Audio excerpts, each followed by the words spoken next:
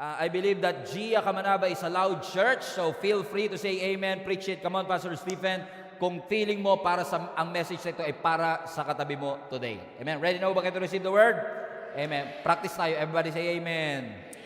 Amen, ibig sabihin niya, so be it, mangyari nawa. So every time I would say, for example, God will provide for you, and you say, amen, para sinasabi mo, mangyari po yan sa aking buhay. Hindi po yan religious, hindi yan ritual. It is actually parang pag-agree natin no, sa naririnig nating salita mula sa ating Panginoon.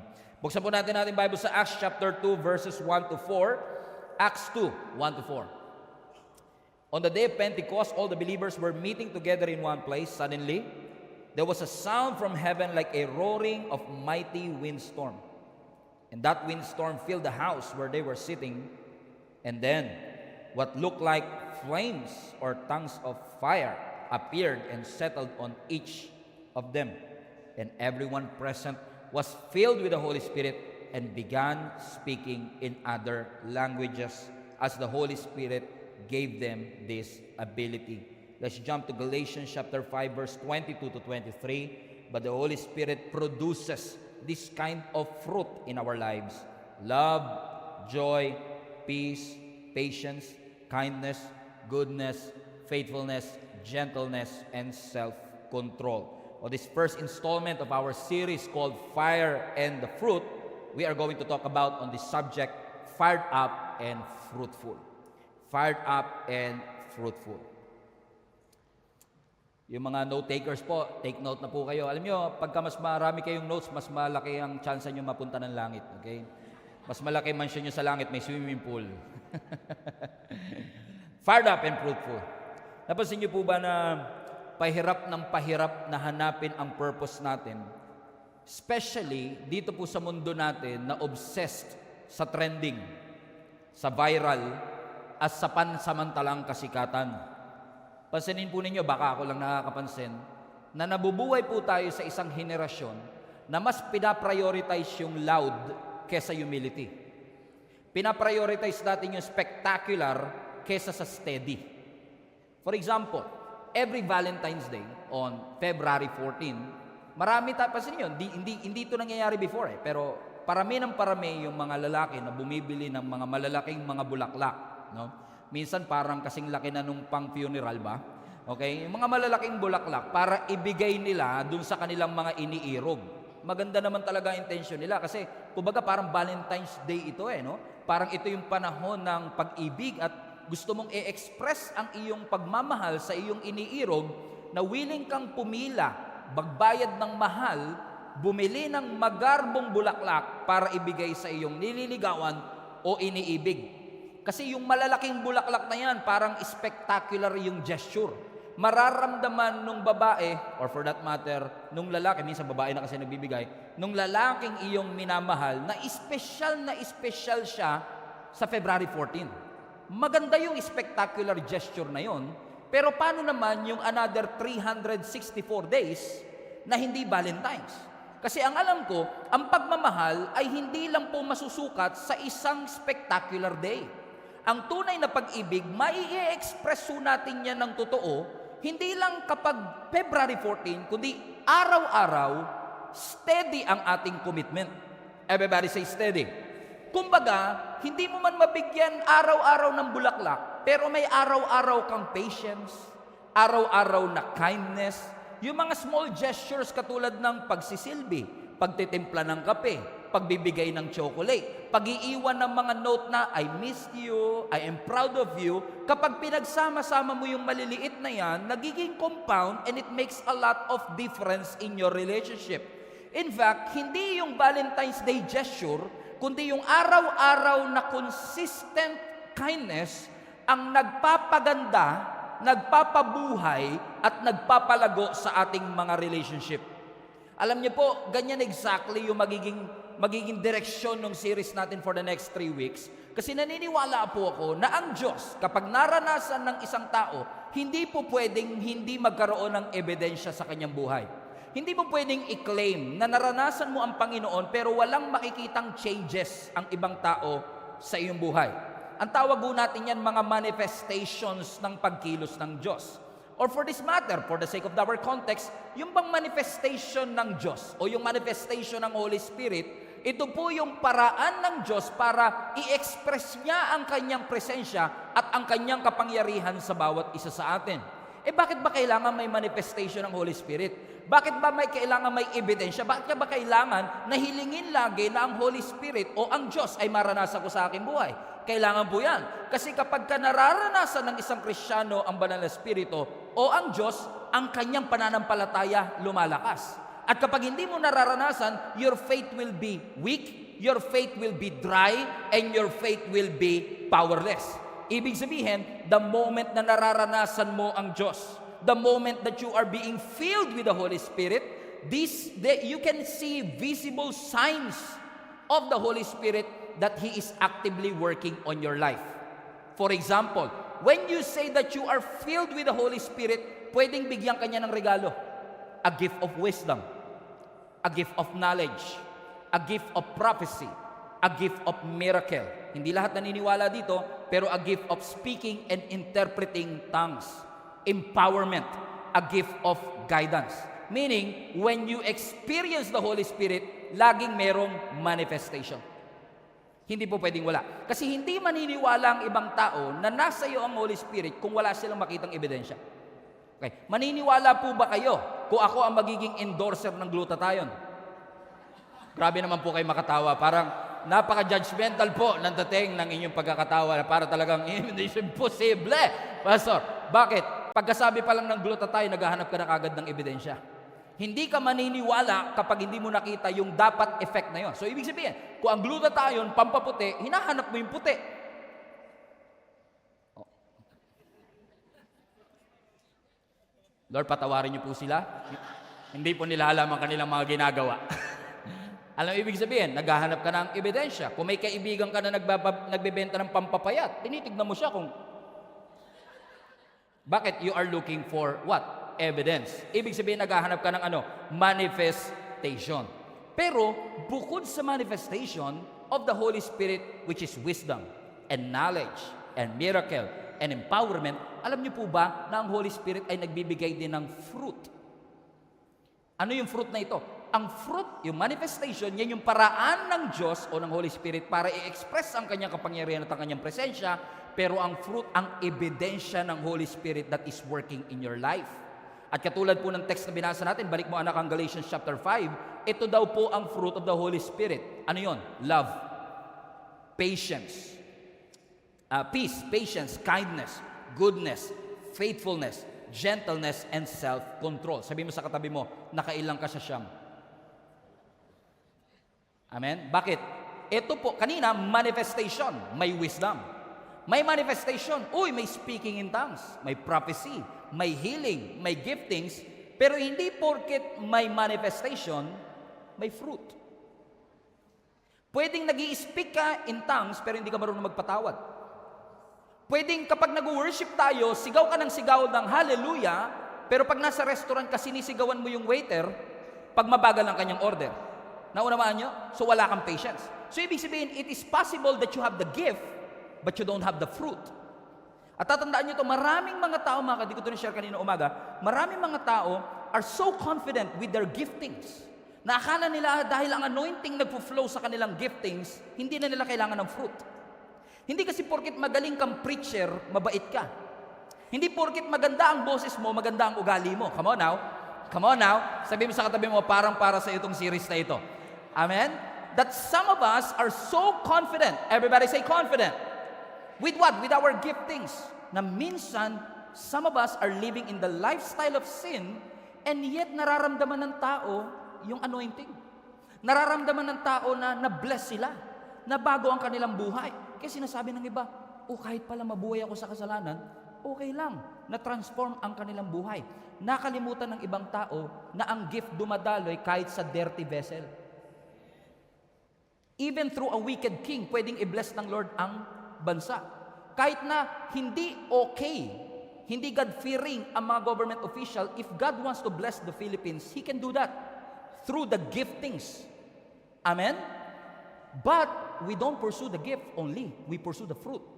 Kasi ang fruit dumadaloy lang sa mga surrendered na buhay. Amen? Amen?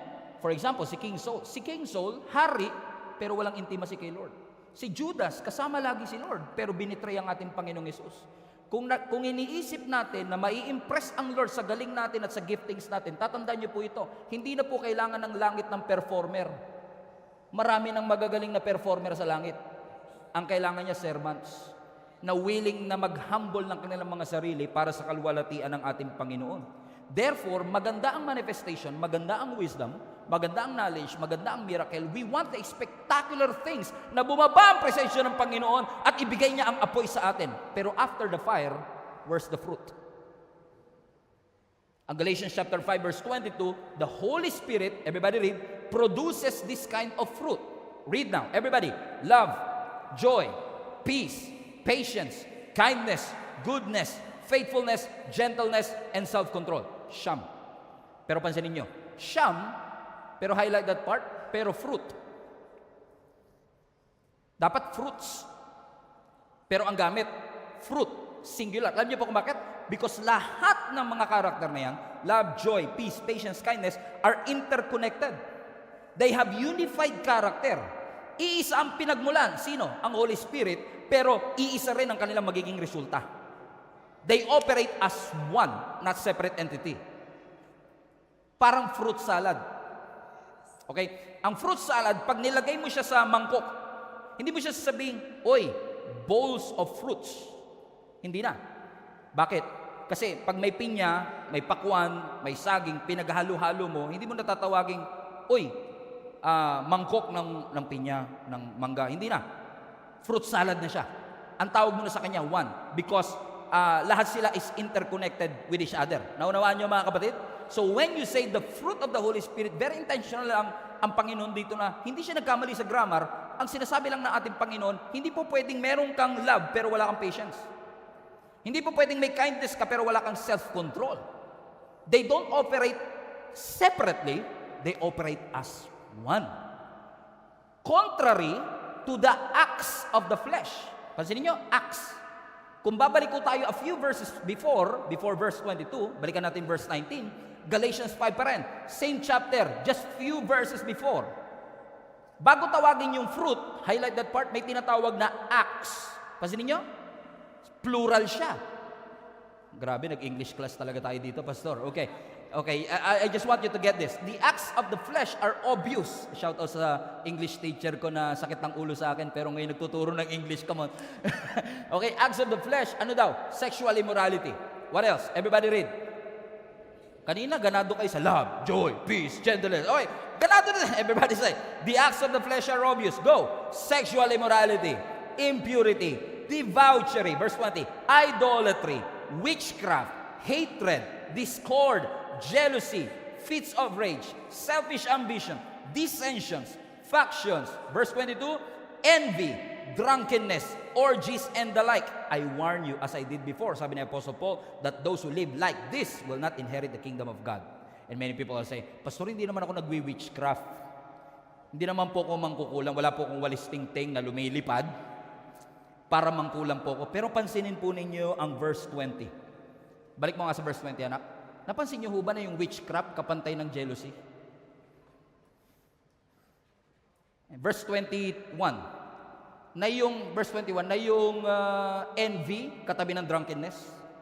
Why? Because the acts of the flesh, they operate separately. They operate, each is different and each is distinct. Unlike the fruit, they operated as one. As sinasabi ng scripture sa atin, if you do these things, you will not inherit the kingdom of God.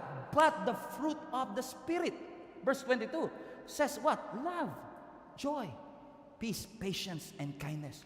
Ano sinasabi ng Panginoon sa atin dito? Maganda na nasa atin ang Holy Spirit. Maganda na nararanasan natin ang mga miracle sa ating buhay. Sino sa inyo gusto nyo ng miracle? Ulitin ko, sino sa inyo gusto nyo ng miracle? Now, I think more than a month ago, after the service, pumupwesto po ako dun sa huli. Mamaya, gagawin din natin yun.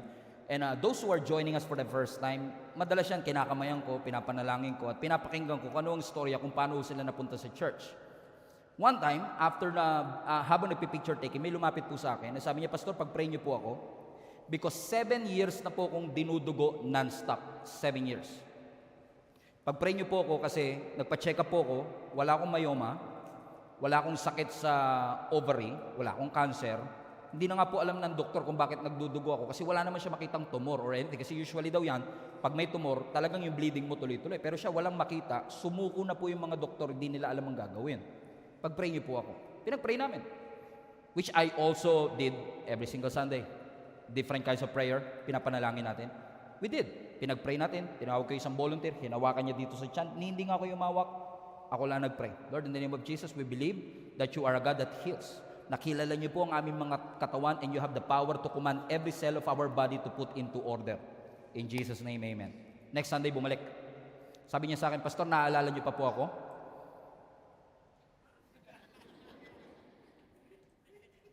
Alam mo yung gusto ko magsinungaling, sabi ko, yes, but I cannot. Sabi niya, last Sunday, Pastor, ako po yung nandito. Yung nagsabi po na 7 years po ako may continuous bleeding. Alam niyo po, Pastor, pagkatapos niyo mag-pray, pagbaba ko ng elevator, naramdaman ko huminto yung pagdudugo ko at mula po noon hanggang ngayon, hindi na po ako dinudugo.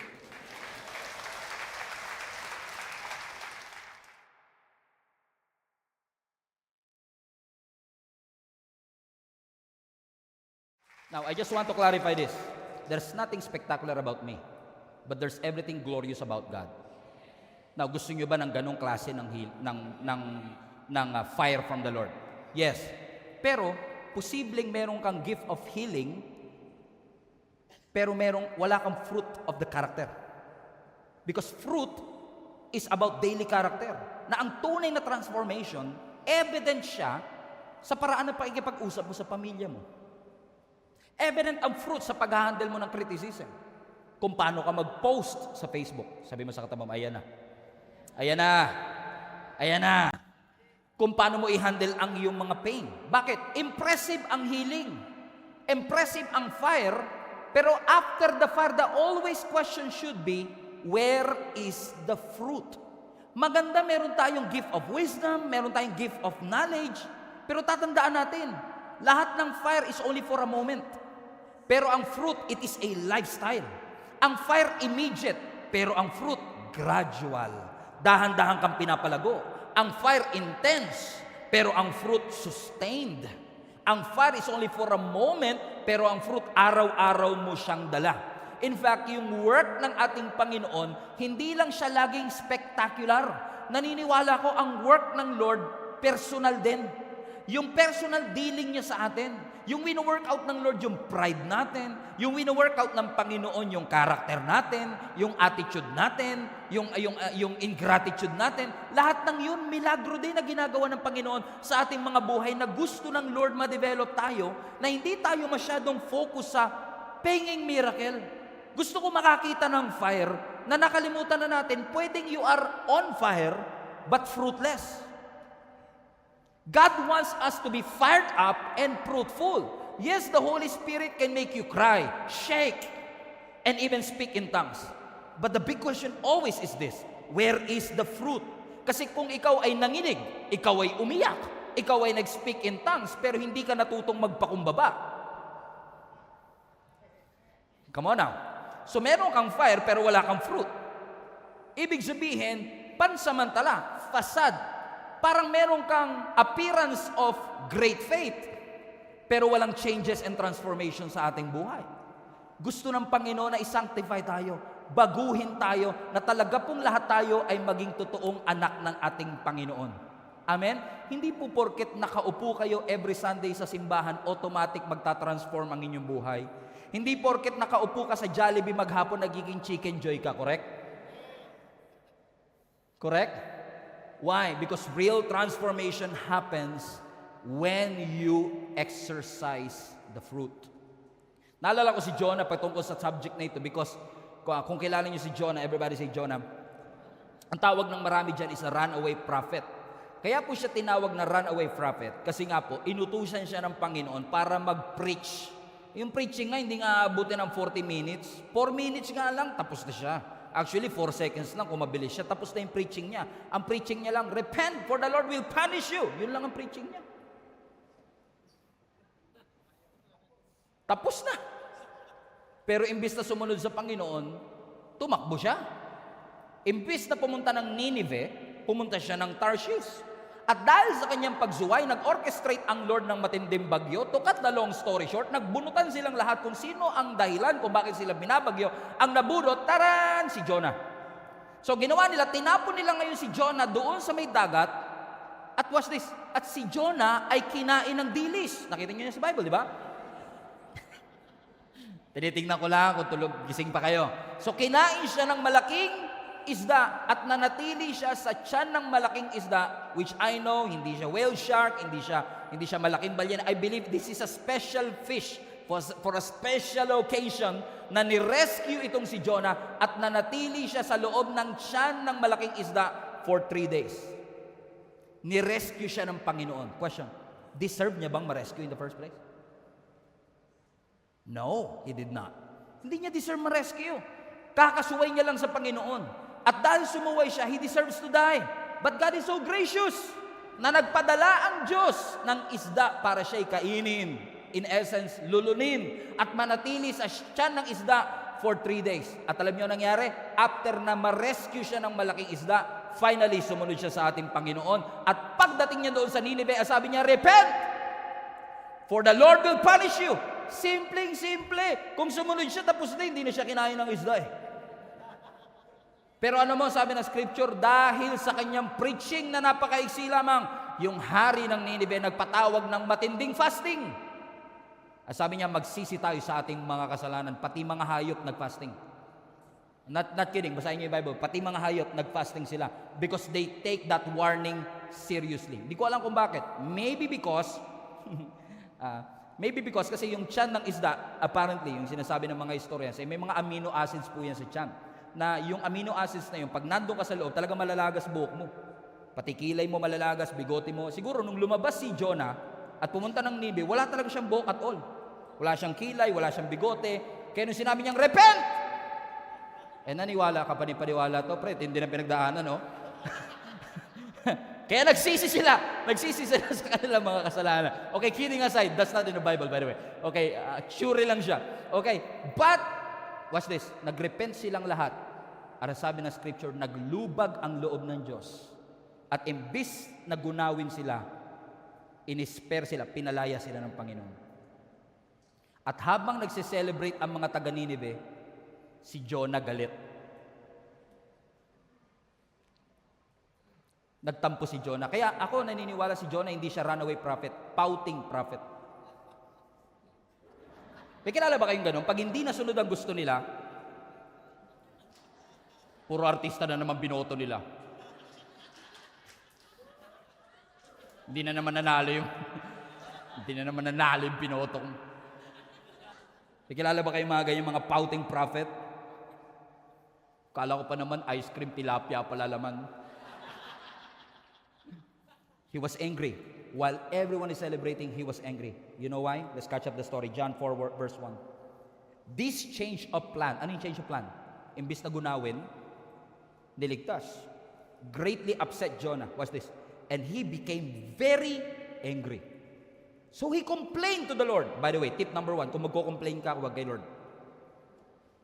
He complained to the Lord about it. Ano sabi niya? Didn't I say before I left my home that you would do this, Lord? That is why I ran away to Tarshish. I knew that you are a merciful and compassionate God. I knew you were slow to get angry and filled with unfailing love, and you are eager to turn back from destroying your people. Sabi niya, paraphrase ko, eto na nga ba sinasabi ko eh. Kaya ayoko pumunta ng Nineveh. Kasi deserve nilang mapahamak. Deserve nilang tupukin ng apoy. Kaya nga ako tumakas para matuluyan sila eh. Kasi alam ko, pag tumawag sila sa iyo, masyado kang maawain. Masyado kang gracious, pagbibigyan. Ayan na nga nangyari. Pinagbigyan mo nga sila. This is interesting to me because just a moment before this, Jonah experienced God's grace. Listen to me. He deserves to die. Remember?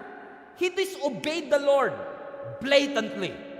Nung sumuway siya sa Panginoon, nung tinapon siya sa dagat, deserve niyang malunod na at mamatay. But God rescued him. Nirescue siya ng Panginoon. At nung naligtas siya, ang sabi niya, ito na nga ba sinasabi ko? Ako dapat. Napansin niyo, naka-experience siya ng spectacular miracle. Come on now. naka-experience siya ng fire in essence, nakaranas siya ng malaking miracle na siya mismo ay dramatically ni-rescue ng malaking isda. At nung nawala na yung apoy, wala rin pala siyang love. Wala rin pala siyang compassion. Bakit? Ang gusto ni Jonah, judgment. Ang gusto ng Lord, mercy. Na mas tinignan ni Jonah yung kanyang comfort kaysa iligtas yung 120,000 citizens of Nineveh. Kaya nag-pout siya. Ito na nga ba sinasabi ko? Di na naman nasunod ang aking kagustuhan.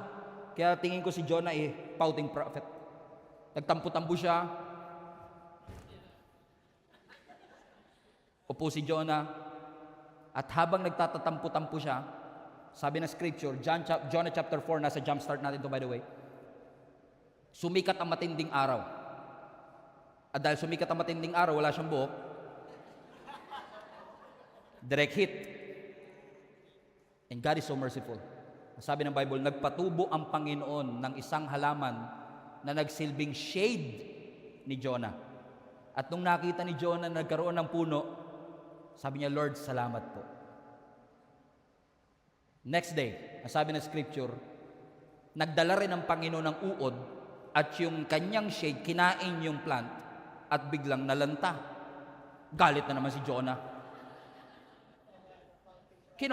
Pouting na naman siya. Sabi ng Lord sa kanya, ba't ka nagagalit? Sabi niya, pinatubo mo yung halaman tapos tinanggal mo din. Nire-rephrase ko lang pero parang ganun. Sabi, bakit ka nagagalit? Yung pagkatubo ng halaman, you did nothing about it. So, ibig mo sabihin, nagagalit ka dahil tumubo yung halaman and you feel sorry for the plant? Nangihinayang ka sa halaman pero hindi ka nangihinayang sa buhay ng 120,000 na maliligtas sa Nineveh because you're so selfish? Naranasan mo yung fire pero wala kang fruit? Naranasan mo yung spectacular miracle but you don't love your neighbor? You're not compassionate to them? Mas gusto mo yung comfort mo kaysa sa kaligtasan ng ibang tao? This is a wake-up call for each and every one of us na nakaranas ng kaligtasan na minsan kapag may ibang taong gustong iligtas ang Panginoon, feeling natin hindi nila deserve. Minsan may nagsabi sa akin nung nagsisimula pala ako magpastor, Pastor, bakit dating tinatanggap sa simbahan yung may mga tato? Bakit dating tinatanggap at pinapapasok sa simbahan yung mga nakasando? Dapat turuan natin sila na magbihis ng maayos.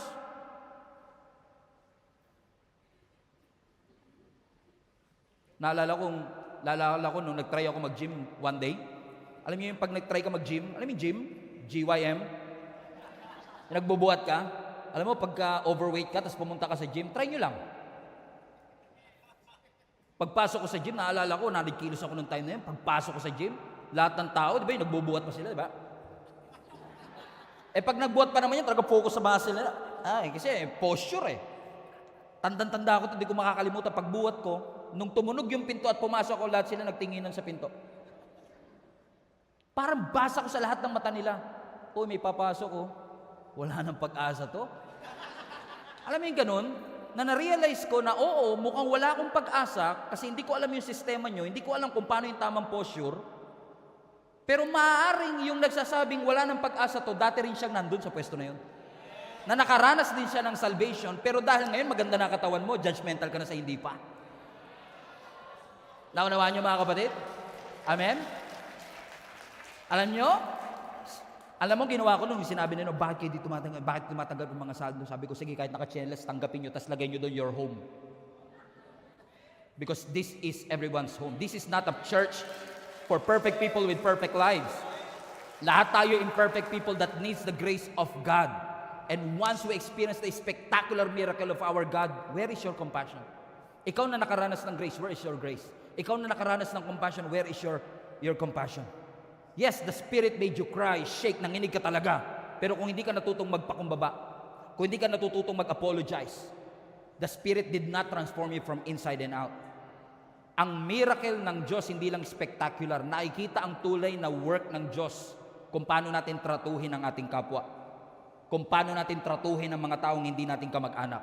Minsan hinahanap natin yung powerful, hinahanap natin yung big moments, yung emotional moments. Totoo yan. Kailangan natin yan. Pero God's primary work happens in the ordinary, everyday moments of our life. ang tunay na ebidensya na ang Diyos at ang Holy Spirit gumagawa sa buhay natin, hindi lang sa mga fire moments, kundi lalong higit sa mga fruit moments ng ating buhay. Si Moses, for example, literal niyang na-encounter ang Diyos through the fire, through the limit, through the wall. For a chance to be with you, I'm gladly risk it all. Diba? Through the fire. Ano sabi ng scripture? Nag-appear ang Panginoon through a burning bush. Na-encounter niya yung fire moment. Meron siyang matinding big moment na na-encounter niya at narinig niya ang boses ng Panginoon. Pero nasukat ba ang leadership ni Moses dahil doon sa kanyang fire moment? Hindi. Nasukat ang kanyang leadership nung naging faithful siya for 40 years na sundin ang pinapagawa ng ating Panginoon. Si Elijah, literal din pong nakapagpababa ng apoy nung dinefeat niya yung 450 prophets ni Baal. Habang nung time na yun dumarami ang mga false prophet, hinamon siya. At itong si Elijah, hinamon din niya itong 450 prophets para patunayan kung sino ang Diyos. Ano sabi ng Bible? Nagpatawag si Elijah ng apoy, bumagsak ang apoy. Literal na fire moments. Pero after that fire moment, where is Elijah? He was running for his life. He was fearful. He was doubting and he was depressed. Yes, may fire moment, but again, where is the fruit? For example, si Peter. He encountered a fire moment nung nakalakad siya sa ibabaw ng tubig. It was a spectacular miracle. Amen? Bro mo naman, nakalakad ka sa ibabaw ng tubig. Fisherman ka pa, ha? Amen? And you were able to walk on water. You've never seen that before in your life. Pero after that miracle, in Matthew chapter 14, where Peter was able to walk on water, nakalakad siya for a while, niligtas siya ng ating Panginoon, nakabalik sila ng kanilang bangka. Pagdating nila ng Gennesaret, sabi ng scripture, si Jesus bumaba ng bangka at pinagaling niya ang lahat ng taong lumapit sa Kanya. After that moment, watch this, after that moment of spectacular things of walking on water and healing everyone who is sick, may mga hindi natuwa. Guess who? Hulaan niyo kung sino? Yung mga lagi malungkot. Sadducees. Lagi kasi malungkot ang mga Sadducees. They are always sad, you see? Okay? Eto na. Na-encounter nila ang ating Panginoon. Nagalit sila kay Jesus Christ kasi yung mga disciples bago kumain, hindi naghugas ng kamay. Tignan nyo ang pinag-uugatan ng galit, ha? Hindi naghugas ng kamay bago kumain. Apparently, ritual nila, naghugas ka ng kamay bago kumain. And follow the story. Verse 2. Sabi ng mga Pharisees, pouting Pharisees, why do your disciples disobey our old tradition? Mga holier than thou attitude. For they ignore, may mga eyeliner. For they ignore our tradition of ceremonial hand washing before they eat. Talaga? Pag-uugas lang ng kamay, problema nyo pa? Sumagot si Jesus Christ. Verse 3. And why do you, by your tradition, violate the direct commandments of God? Verse 4. For instance, God says, honor your father and your mother. And anyone who speaks disrespectfully of mother or father must be put to death. But you say, it's all right for people to say to their parents, sorry, I cannot help you. For I have vowed to give to God what I would have given to you. So sinasabi ng mga Pharisees, ba't mo inaaya yung mga disciples mo hindi naghuhugas ng kamay bago kumain? Sabi ni Lord, talaga? Paraphrase. Samantalang kayo, yung mga commandments mismo, willing kayong suwayin?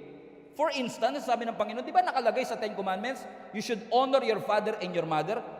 Pero yun ang direct command, pero pinapayagan nyo na sabihin ng mga anak, hindi kita matutulungan? So that is a direct disobedience to the commandment. So pinaprioritize mo yung mas pinaprioritize mo at pinapansin mo na hindi naghugas ng kamay ang mga disciples ko.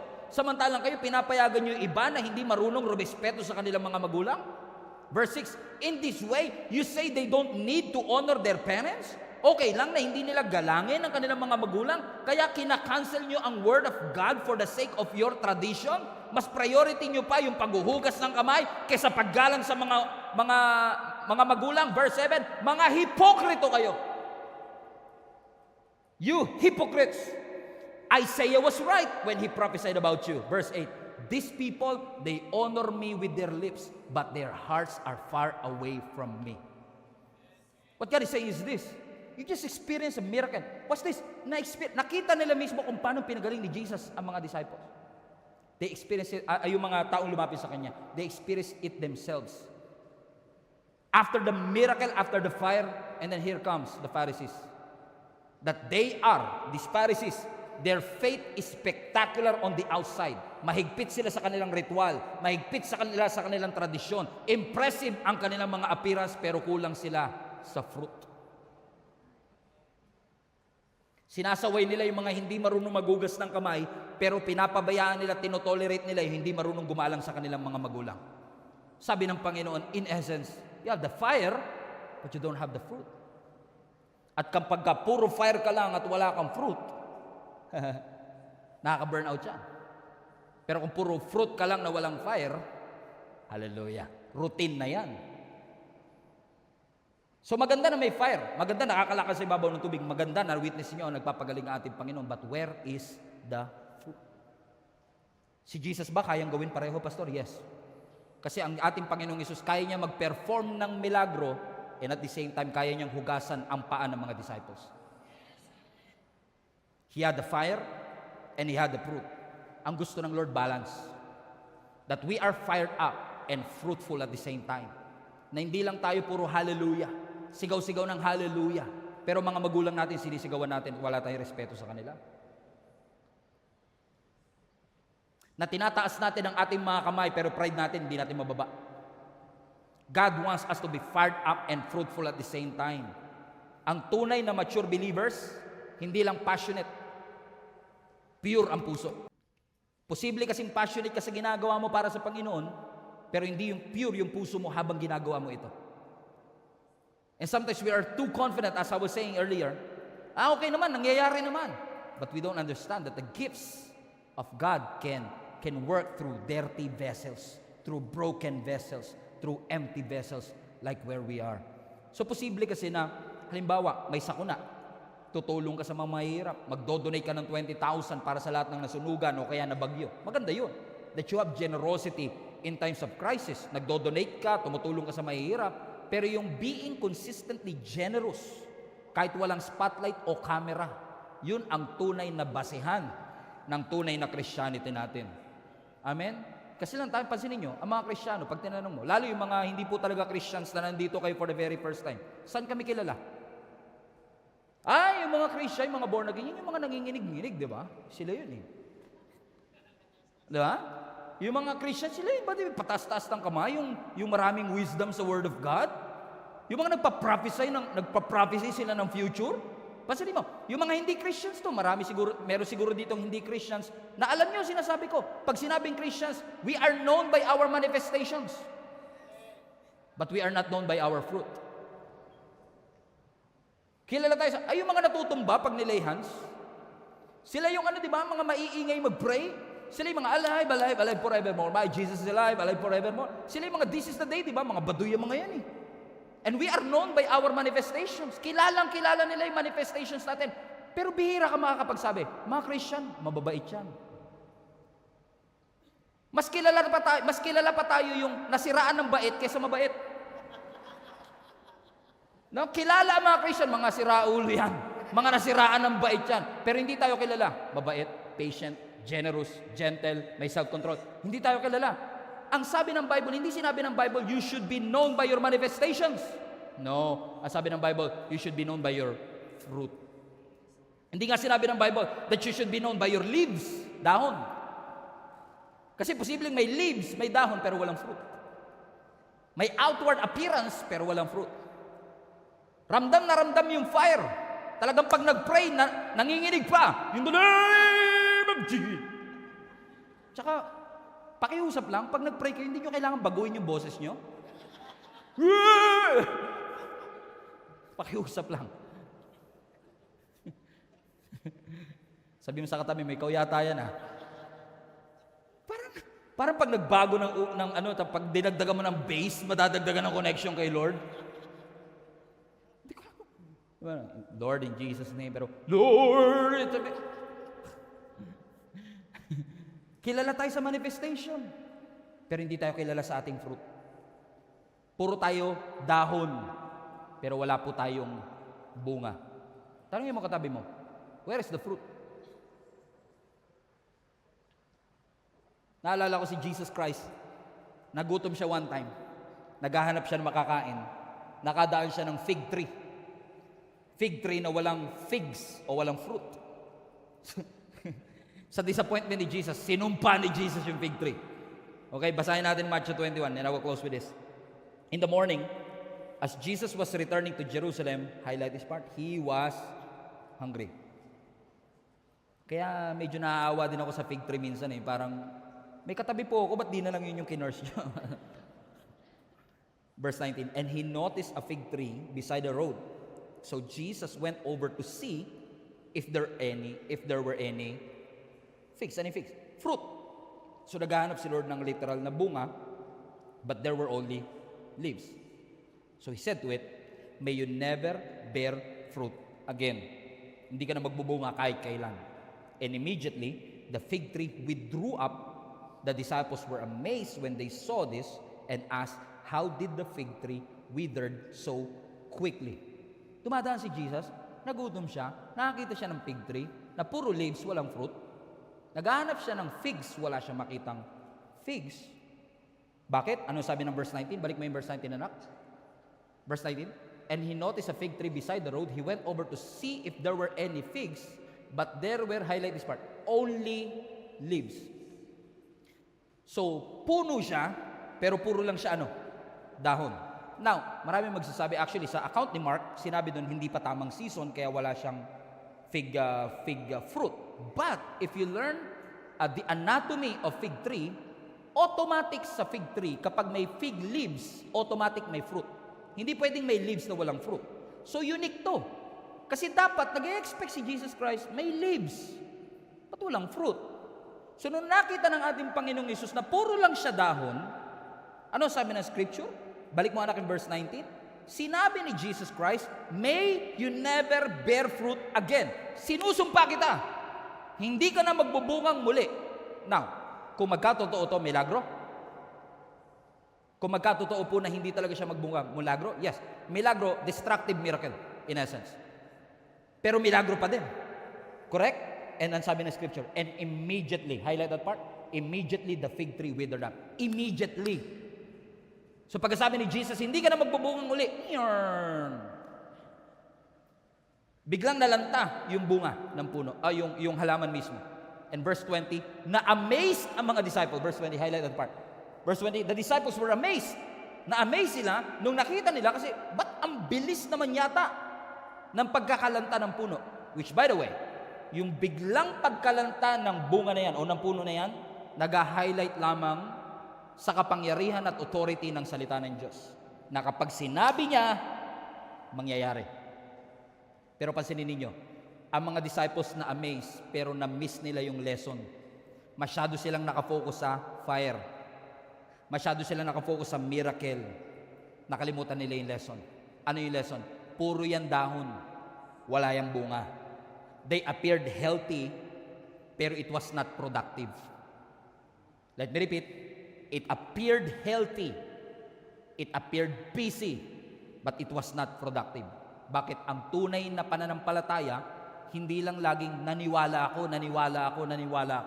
Kasama yun. Pero kasama sa pananampalataya yung nagbunga ako. That I bear fruit.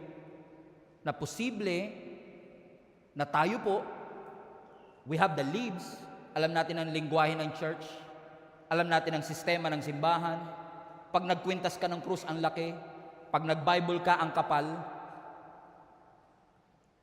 ang sasakyan mo may bumper sticker na Jesus loves you, alam mo ang tamang outfit papunta sa church, lahat yan leaves. Pero hindi porket may leaves, may fruit. Hindi porket alam mo ang lingwahe ng church, alam mo ang sistema ng church, hindi porket makapal ang Bible, manipis ang muka. May kilala ba kayong ganon? Makapal ang Bible, mas makapal pa yung muka. Amen? Why? Because possible na meron tayong appearance of faith, pero wala tayong fruit. Ang tawag dyan, empty religion, which we will discuss next Sunday. that we have this so-called empty religion na katulad ng mga religious leaders, katulad ng Pharisees and Sadducees, na meron silang devotion, meron silang temple, meron silang ritual, pero they lack the fruit. Lahat performance, lahat mechanical, pero wala silang love, walang gentleness, walang patience, walang fruit. They are impressive on the outside, but they are empty on the inside. Itinataas sila ang kanilang mga kamay kapag nag-worship, pero may ibang daliring nakataas kapag sila'y galit. If you know what I mean. Amen? Why? They have the appearance of faith, but they don't have the fruit. So what do you want us to do, Pastor? Habulin namin ang love, ang patience, balik mo ang Galatians 5 na. Habulin namin ang gentleness, habulin namin ang self-control. No. Ang mga prutas na ito, hindi mo pwedeng habulin. Hindi mo pwedeng sabihin, gusto ko magkaroon ng patience. Gusto ko magkaroon ng love. Gusto ko magkaroon ng goodness, ng gentleness. No. Lahat to fruit. At ang fruit, hindi hinahabol. Pag hinabol mo ang fruit, mababurnout ka. Pag hinabol mo ang fruit, mamamali ang focus mo, instead na sa root nakatingin, sa fruit ka nakatingin. Come on now. Amen? So we are not called by God to chase the fruit. We are called to chase Jesus, to chase God, and fruits is going to be the natural result when you are rooted in Jesus Christ. So meaning, when you had the fire, when you had the encounter with God, umating ka ng encounter, umating ka ng conference, umating ka ng Sunday worship experience, ramdam na ramdam ko po ang presensya ng Panginoon. Good. But make sure that you are rooted in Christ para lahat ng ito mag-appear naturally sa atin. Bakit? The more mong hinahabol ang fruit, the more na hindi makikita sa ating buhay. Dahil kaya nga po siya fruit eh. Human effort is not enough para magkaroon ka ng patience. Human effort is not enough para magkaroon ka ng kindness, di ba? Ang goal mo ng 2025, mas magiging patient na ako. Sa sobrang stress mo, ikaw yung naging pasyente, patient. Di ba po? Di ba, the more mo sinasabi, mas magiging patient ako, talagang inuubos talaga yung pasensya mo. Di ba? Christian na ako. Bagong nilalang na ako, pero nagmumulto yung lumang pagkatao mo. At sinasabi niya, sakalin mo na. Gantihan mo na. I-post mo na.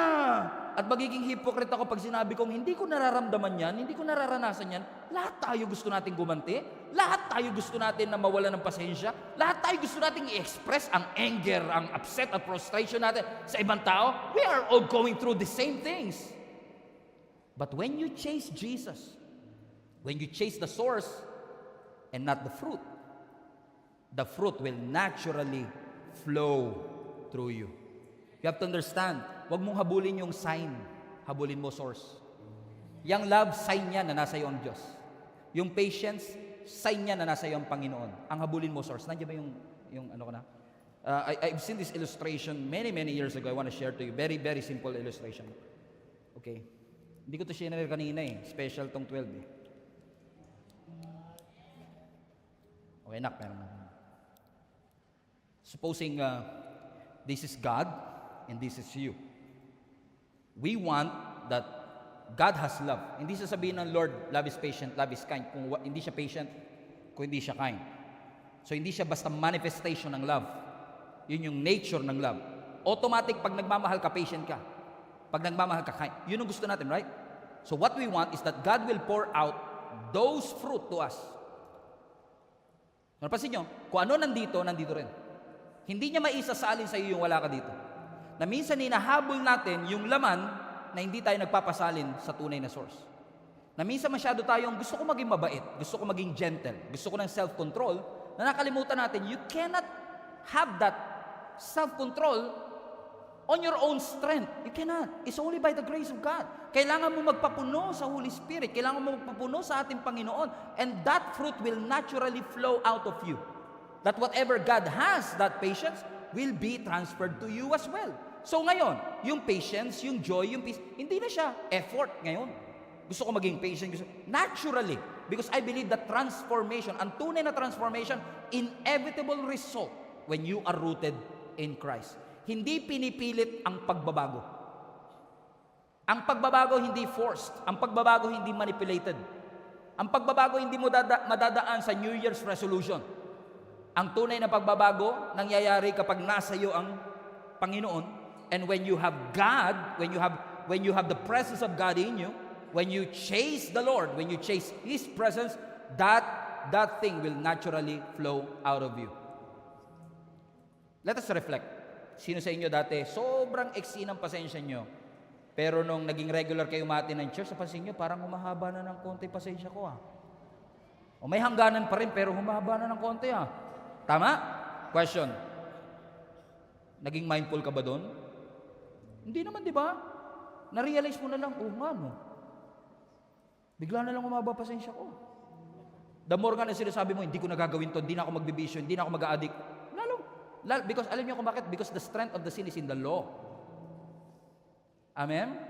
Kaya lalo kang, pansinin niyo, kung saan nakalagay bawal magtapon ng basura, doon maraming basura. Kung saan nakalagay bawal umihi dito, doon mapanghi. Bakit? The strength of the sin is in the law. Amen? Yung pader na nanahimik, nilagyan mo, bawal magtapon dito. Di lalong bawal pala magtapon, Nagsisimula yun sa una. Nung hindi tinanggal, naging 2, naging 3, hanggang naging basura. So yung pader na malinis, naging basurahan na. Because the strength of the sin is in the law.